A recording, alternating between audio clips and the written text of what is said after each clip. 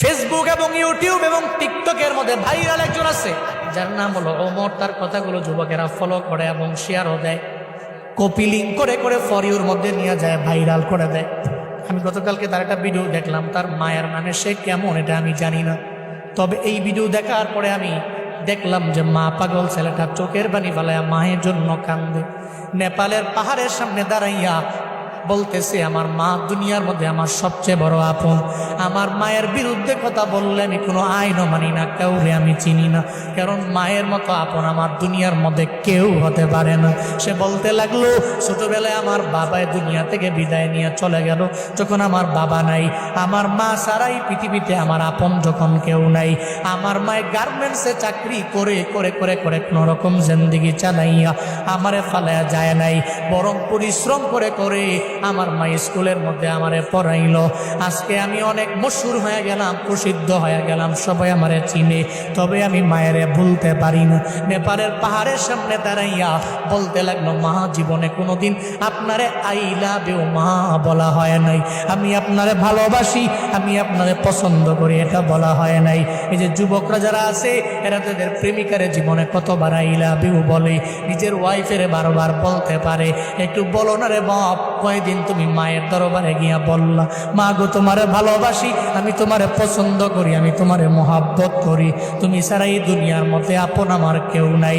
মনে রাখবারে বাবা, মায়ের মতো আপন তো জীবনে কোনোদিন অন্য সেকেন্ড কেউ হতে পারে না, কারণ সব হলো স্বার্থের পাগল।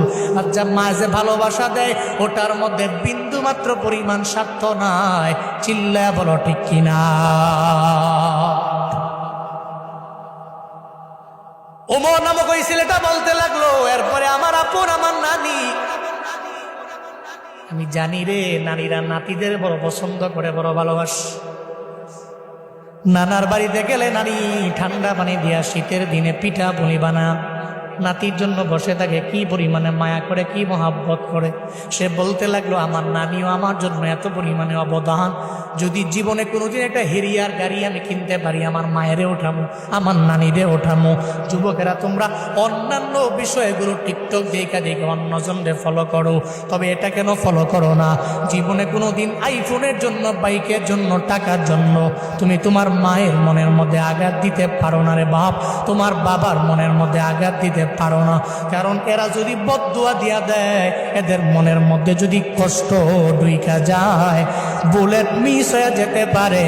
জীবনে কোনোদিন এই বদদুয়া এবং দোয়া মিস হতে পারে না। যেই মা বাবা দোয়া করলে আল্লাহ কবুল করে নেয়, জীবনে কোনোদিন ওই মা বাবার সাথে অন্যায় করা যাবে না, মা বাবার মনের মধ্যে আঘাত দেওয়া যাবে না রে বাপ। এদের থেকে তুমি দোয়া নিয়ে আগায়া যাও। মনে রাখবা, আব্বা আম্মা দুনিয়া থেকে যার বিদায় নিল, বড় এতিম হয়ে গেছে, ওর সাথেও জীবনে কোনোদিন কোনো অন্যায় আচরণ করা যাবে না, কারণ ওর মনটা তো এমনিতেই ভেঙ্গে চুরে চুরমার হয়ে গেছে। নবীজি মসজিদে নববী থেকে বের হয়ে একদিন বিকেলবেলা খেলার মাঠের কিনারা দিয়ে আমার মায়া নবী যখন যায়, খেলার মাঠের কিনারার মধ্যে দাঁড়াইয়া একজনে চোখের পানি ফালায়া ফালায়া কান্না করে, ছোট্ট একটা বালক, বয়স অনেক বেশি না, ছোট মানুষ। মায়ার নবী ডেকে বলে, ও ছেলে রে, কেন তুমি কান্দো, কেন কান্দো, কেন খেলার মাঠের মধ্যে যাও না, কেন খেলো না, আমারে বলো না। সঙ্গে সঙ্গে ছেলেটা আমার মায়ার নবীরে জানায়া দেয়, নবী খেলার মাঠের মধ্যে আমি যাই না কেন জানে, খেলার মাঠে গেলে আমার মায়ের কথা মনে পড়ে, আব্বার কথা মনে পড়ে, সব মনে পড়ে গেলে খেলতে পারি না, খেলার মাঠে যেতে পারি না। খেলার মাঠের কিনারে দাঁড়ায় দাঁড়ায় কান্দি, কেন জানেননি? কারণ আমার এই দুনিয়াতে মাও নাই, আমার বাবাও নাই, আমার ঘরও নাই, আমার বাড়িও নাই।